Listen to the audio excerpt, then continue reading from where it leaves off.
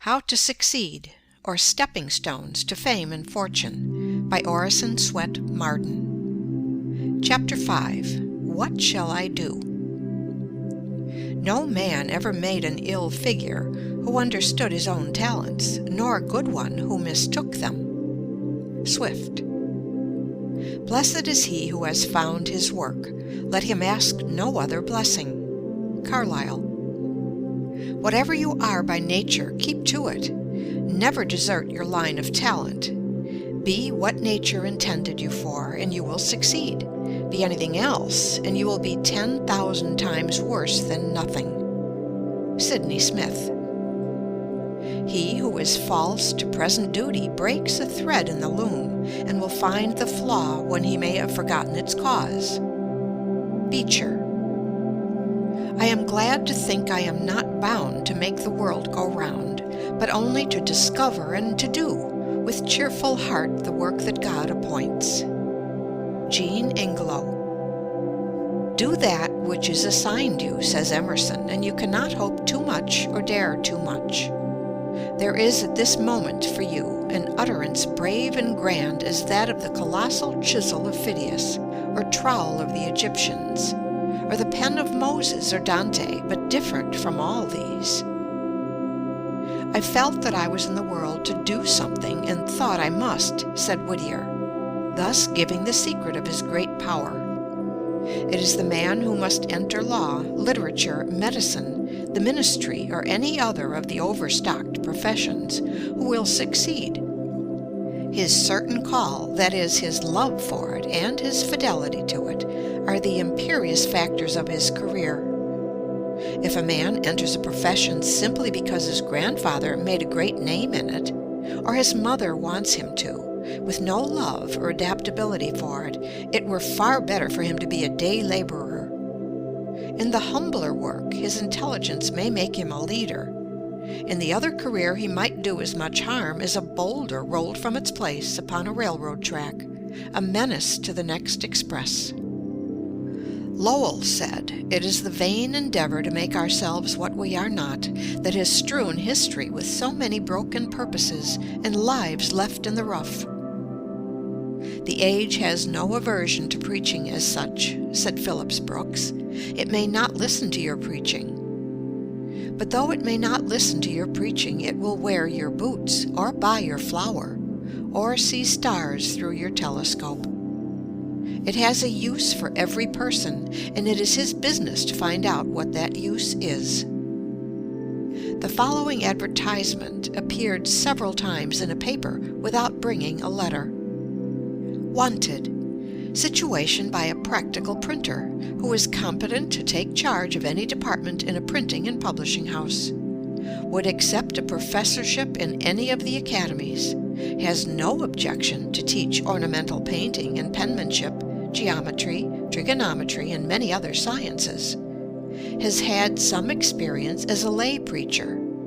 Would have no objection to form a small class of young ladies and gentlemen to instruct them in the higher branches.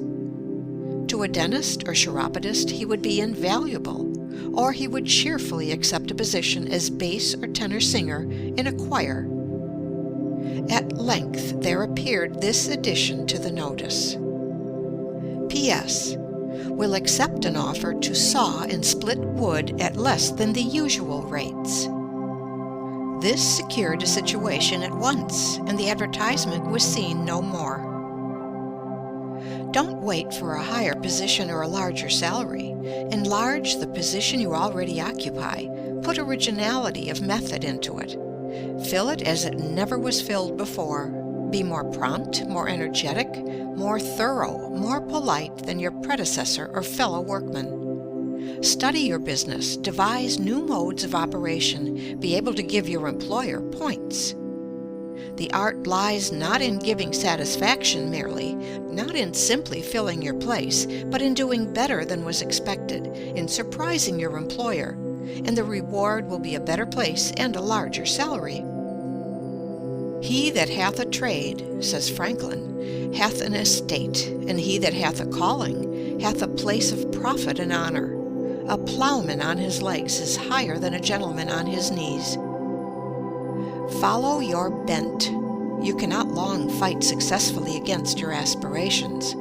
Parents, friends, or misfortune may stifle and suppress the longings of the heart by compelling you to perform unwelcome tasks. But like a volcano, the inner fire will burst the crusts which confine it and pour forth its pent-up genius and eloquence in song, in art, or in some favorite industry. Beware of a talent which you cannot hope to practice in perfection. Nature hates all botched and half-finished work, and will pronounce her curse upon it. Your talent is your call. Your legitimate destiny speaks in your character. If you have found your place, your occupation has the consent of every faculty of your being. If possible, choose that occupation which focuses the largest amount of your experience and tastes. You will then not only have a congenial vocation, but will utilize largely your skill and business knowledge, which is your true capital. There is no doubt that every person has a special adaptation for his own peculiar part in life. A very few, the geniuses we call them, have this marked in an unusual degree and very early in life. A man's business does more to make him than anything else.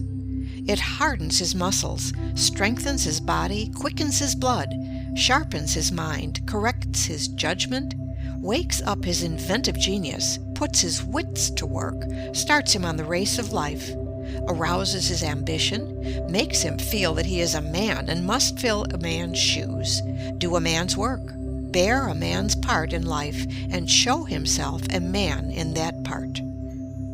No man feels himself a man who is not doing a man's business.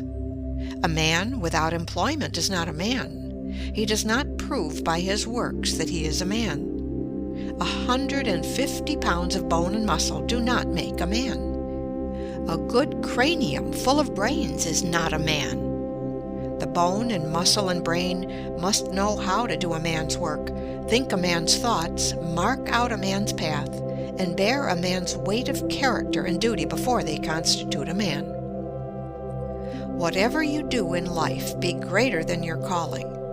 Most people look upon an occupation or calling as a mere expedient for earning a living. What a mean, narrow view to take of what was intended for the great school of life, the great man-developer, the character builder, that which should broaden, deepen, heighten, and round out into symmetry, harmony, and beauty all the God-given faculties within us. How we shrink from the task and evade the lessons which were intended for the unfolding of life's great possibilities into usefulness and power, as the sun unfolds into beauty and fragrance the petals of the flower.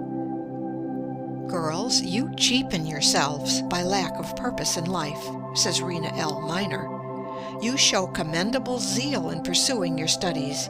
Your alertness in comprehending and ability in surmounting difficult problems have become proverbial. 9 times out of 10 you outrank your brothers thus far, but when the end is attained, the goal reached, whether it be the graduating certificate from a graded school or a college diploma, for 9 out of every 10 it might as well be added thereto, dead to further activity, or sleeping until marriage shall resurrect her.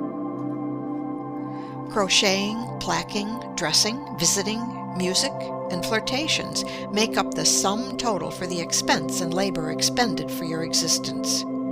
If forced to earn your support, you are content to stand behind a counter or teach school term after term in the same grade, while the young men who graduated with you walk up the grades as up a ladder to professorship and good salary, from which they swing off into law, physics, or perhaps the legislative firmament, leaving difficulties and obstacles like nebula in their wake.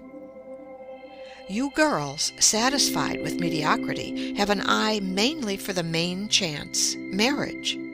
If you marry wealthy, which is marrying well according to the modern popular idea, you dress more elegantly, cultivate more fashionable society, leave your thinking for your husband and your minister to do for you, and become in the economy of life but a sentient non-entity.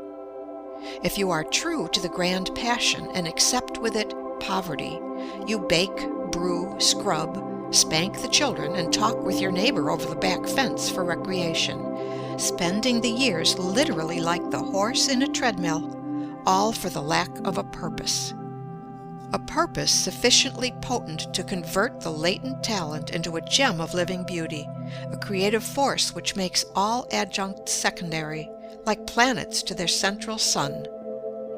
Choose some one course or calling and master it in all its details. Sleep by it, swear by it, work for it, and if marriage crowns you, it can but add new glory to your labor. Dr. Hall says that the world has urgent need of girls who are mother's right hand, girls who can cuddle the little ones next best to mama, and smooth out the tangles in the domestic skein when things get twisted, girls whom father takes comfort in for something better than beauty, and the big brothers are proud of for something that outranks the ability to dance or shine in society. Next, we want girls of sense. Girls who have a standard of their own regardless of conventionalities, and are independent enough to live up to it. Girls who simply won't wear a trailing dress on the street to gather up microbes and all sorts of defilement. Girls who don't wear a high hat to the theater or lacerate their feet with high heels and endanger their health with corsets. Girls who will wear what is pretty and becoming and snap their fingers at the dictates of fashion when fashion is horrid and silly. And we want good girls, girls who are sweet, right straight out from the heart to the lips, innocent and pure and simple girls, with less knowledge of sin and duplicity and evil doing at 20 than the pert little schoolgirl of 10 has all too often. And we want careful girls and prudent girls who think enough of the generous father who toils to maintain them in comfort, and of the gentle mother who denies herself much that they may have so many pretty things, to count the cost and draw the line between the essentials and non-essentials. Girls who strive to save and not to spend. Girls who are unselfish and eager to be a joy and a comfort in the home, rather than an expense and a useless burden. We want girls with hearts, girls who are full of tenderness and sympathy, with tears that flow for other people's ills, and smiles that light outward their own beautiful thoughts. We have lots of clever girls and brilliant girls and witty girls. Give us a consignment of jolly girls, warm-hearted and impulsive girls, kind and entertaining to their own folks, and with little desire to shine in the garish world. With a few such girls scattered around, life would freshen up for all of us, as the weather does under the spell of summer showers.